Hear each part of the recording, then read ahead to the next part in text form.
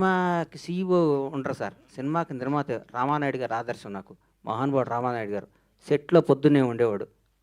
Trolley తోసేవాడు. నా కళ్ళారా చూశాను. ఆయన దగ్గర మేము సినిమాలు చూసేవాళ్ళంగా. అట్లుండాలి సినిమా అంటే. ఎందుకు నిర్మాత అనేవాడు బిడ్డ కదా సార్. కడుపులో తల్లి గర్భంలో బిడ్డని ఎంత నీట్‌గా డెలివరీ చేస్తది.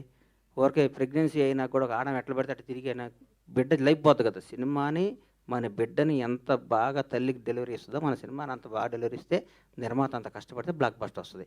ఒక్కోసారి మిస్ అవ్వచ్చు. హరీష్ శంకర్కున్న టాలెంట్కి, హరీష్ శంకర్కున్న కష్టపడే తత్వానికి చిన్న మన బచ్చన్ మిస్ అయింది. ప్రతి మిలిటరీ మన సరిహద్దులు ఉండే సైనికుడు కొట్టిన ప్రతి బుల్లెట్ అవతలడికి తగలదు. ఒక్కోసారి మిస్ అవుద్ది. మిస్ అయినంత మాత్రం వాడు సైనికుడు కాకుండా పోతాడా? కాకుండా పోతాడా? అంతే. హరీష్ శంకర్ ఏంటి నాకు తెలుసు. పూరి జగన్నాథ్ అంటే తెలుసు.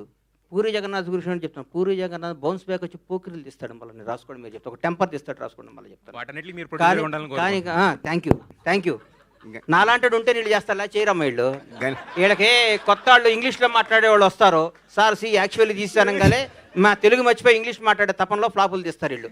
నాలాంటి కసి ఉన్నాడిని నమ్ముకోండి, నాలాంటి తపన ఉన్నాడిని నమ్ముకోండి, బ్లాక్ బస్టర్ సినిమాలు తీయండి. మీరు వేణుస్వామి కంటే మీరే జ్యోతిష్యం బాగా చెప్తున్నారు సార్. అందరూ బాగుండాలి, అందులో మనం ఉండాలి. వదిలే గణేష్ గారు మీరు ఇచ్చిన భరోసాకి హరీష్ శంకర్ గారి మొహంలో చాలా తర్వాత మాకు ఒక సక్సెస్. హరీష్ శంకర్ అనే డైమండ్ సార్. నల్ల లైట్ అయితే నల్లగా ఉంటుంది, తెల్ల లైట్ అయితే వెలిగిపోతాయి. ఆ డైమండ్ని ఎట్టేస్తానో చూపిస్తాను మీకు, నేను చూసుకోండి మీరు. All the best sir. Satyanarayana గారికి ఒకసారి మైక్ ఇవ్వండి.